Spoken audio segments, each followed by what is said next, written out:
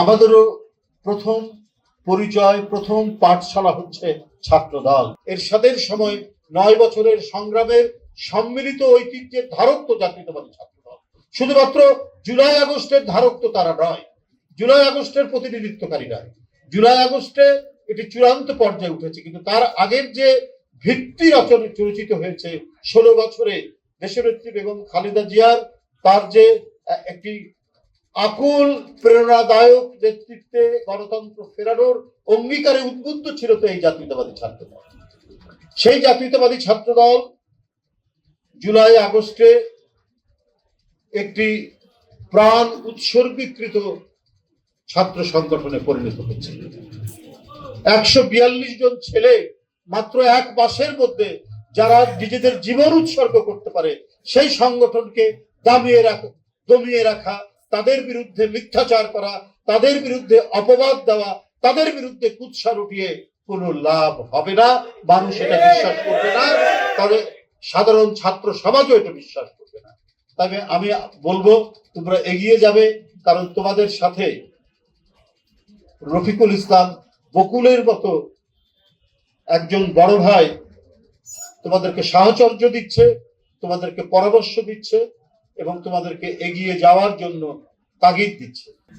আমরা যারা আজকে জাতীয় রাজনীতিতে কথা বলি, আমাদেরও প্রথম পরিচয়, প্রথম পাঠশালা হচ্ছে ছাত্রদল, যার মাধ্যমে রাষ্ট্রের শত্রু মিত্রকে, সমাজের শত্রু মিত্রকে কোন পথ এবং পদ্ধতি অবলম্বন করলে একটি রাষ্ট্র সমাজ গড়ে উঠবে, সেটি আমাদের প্রথম পরিচয় ঘটায় জাতীয়তাবাদী ছাত্রদল।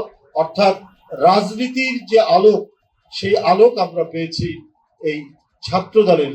অর্থাৎ যখন আমাদের কৈশোর এবং তারুণ্যের এই ক্রান্তিকালে, এই সময় আমরা জীবন এবং জগৎ সম্পর্কে উপলব্ধি করার সুযোগ হয়েছে জাতীয়তাবাদী ছাত্রদল নামক একটি সংগঠনের সাথে অন্তর্ভুক্ত হয়ে। এক্সট্রিম মশার কয়েল প্ল্যান্ট ফাইবার দিয়ে তৈরি, ডেঙ্গু, চিকুনগুনিয়া বাহি সহ যে কোনো মশার বিরুদ্ধে দেয় এক্সট্রিম সুরক্ষা। বন্ধুরা, আজকে যার সুস্থতা কামনায় এই দোয়া মাহফিলের আয়োজন করা হয়েছে, সে ছাত্র জীবন থেকে আমার সহকর্মী। বয়সে ছোট হলেও যখন ছাত্র রাজনীতি আমরা করছি, তখনও সে হয়তো আরো তখন নিচের ক্লাসে পড়ে, আমরা সিনিয়র, কিন্তু এরশাদ বিরোধী আন্দোলন, ছাত্র আন্দোলনে তাকে আমরা পেয়েছি। অত্যন্ত বিনয়ী এবং মৃদুভাষী রফিকুল আলম বকুল FH হলের যেদিন প্যানেল পরিচিতি হয়, সেদিনও সে খুব মৃদু ভাষায় কথা বলতো, বক্তৃতা করতো জোরালো ভাষায়। সেই প্যানেল পরিচিতি অনুষ্ঠানের আমি ছিলাম মূল পরিচয় করে দেওয়ার নেতা, অর্থাৎ সেটার প্রধান অতিথি হিসেবে কাজ করেছে।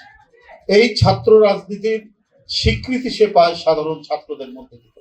FH হলের ভিপি আশফাক এবং বকুল যখন নির্বাচিত হয়, সেই প্যানেল পরিচিতি করিয়েছিলাম আমি, এবং যেটির পথ বেয়ে আজকে রফিকুল আলম বকুল বিএনপির ছাত্র বিষয়ক সম্পাদক এবং আশফাক ঢাকা জেলার প্রেসিডেন্ট। আজকে বাংলাদেশের তরুণ সমাজের প্রতিনিধিত্বকারী একটি শক্তিশালী সংগঠনকে সে অভিভাবকত্ব দান করছে।